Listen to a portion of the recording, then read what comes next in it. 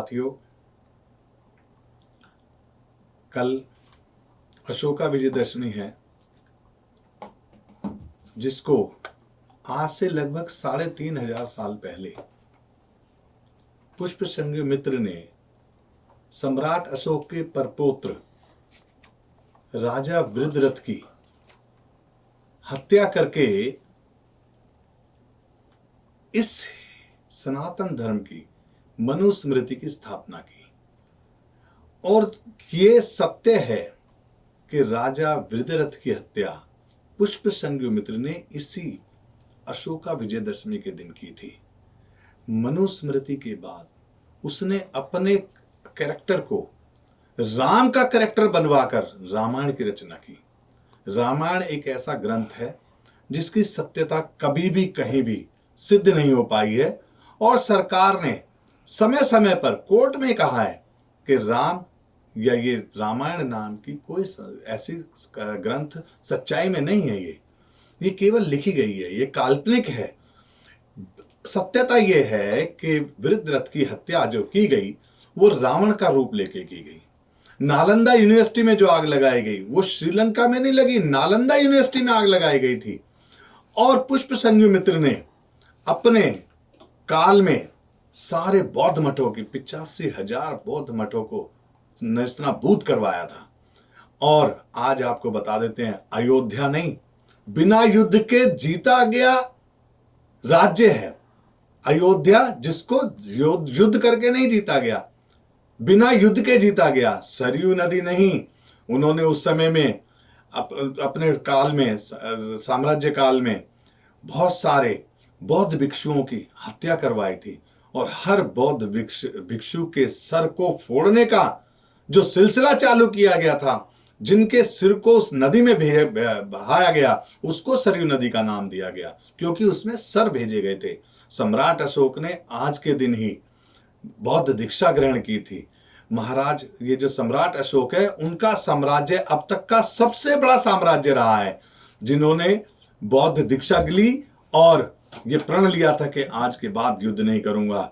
उसी को विजयदशमी के रूप में मनाते थे। अशोका विजयदशमी वही त्योहार है जिसको इन्होंने गलत कि 10 सिर का राजा, 10 सिर का कोई आदमी नहीं हुआ कभी जिंदगी में, ऐसा कभी कोई महाराजा नहीं हुआ। ये काल्पनिक है रावण के नाम का। ये केवल राजा वृद्धरथ की हत्या की गई थी, उसी को विजयदशमी के रूप में मनाते हैं। सत्यता में ये अशोका विजयदशमी है।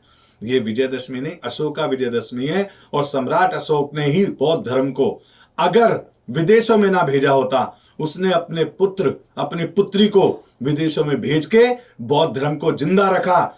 सब शुंग मित्र और उसके बाद के राजाओं ने बौद्ध धर्म का बहुत बिल्कुल नाश नेस्तनाबूद कर दिया। और ये हिंदू धर्म 3.5 साल चलता रहा, 3,500 साल पूरा चलता रहा। उसके बाद केवल बाबा साहेब भीमराव अंबेडकर ने बौद्ध धर्म का पूरा अध्ययन किया।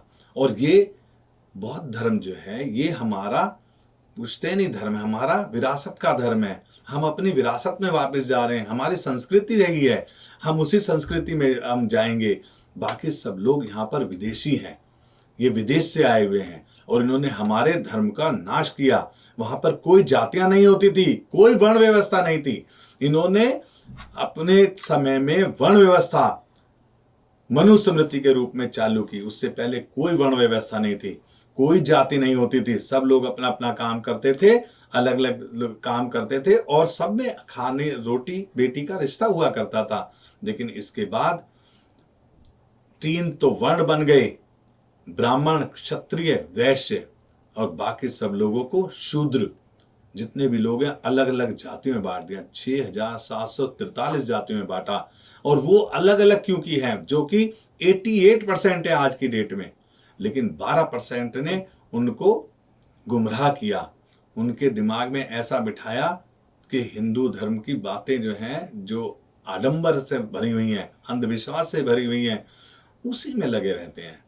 असलियत में हम अपनी विरासत में भगवान बुद्ध की राह पर बुद्धिज्म अपनाकर ही बौद्ध को प्राप्त करेंगे। बुद्धिमान व्यक्ति ही बुद्धिस्ट में बन जाएगा, जो अपनी बुद्धि का इस्तेमाल करता है, जो अपनी बुद्धि से विवेक का काम करता है, जो हर कार्य को करने से पहले सोचता है कि वाकई में क्या दिया जलाने से कुछ होगा, सही मायने में आप किसी के घर में उजाला कीजिए।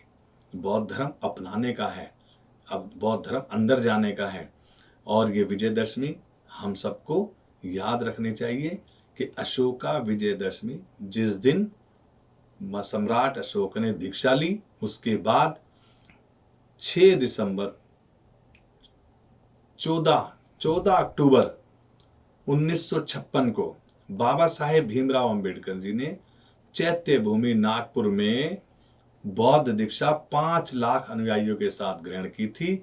उसी दिन से हम इसको अशोका विजयदशमी और चैत्य भूमि को दीक्षा भूमि कहते हैं, जिसको हम मनाते हैं। और ये हमारा त्योहार अशोका विजयदशमी है और हम इसको अशोका विजयदशमी इसी रूप में मनाएं, ये मेरा निवेदन है। मैं मिशन जय भीम की ओर से आपसे निवेदन करता हूं कि इस त्योहार को अशोका विजयदशमी के दिन दीक्षा भूमि, दीक्षा के लिए जो बाबा साहेब ने दीक्षा ली थी, उसी रूप में आप इसको मनाएं। धन्यवाद, साधुवाद, आप सबका बहुत बहुत शुक्रिया।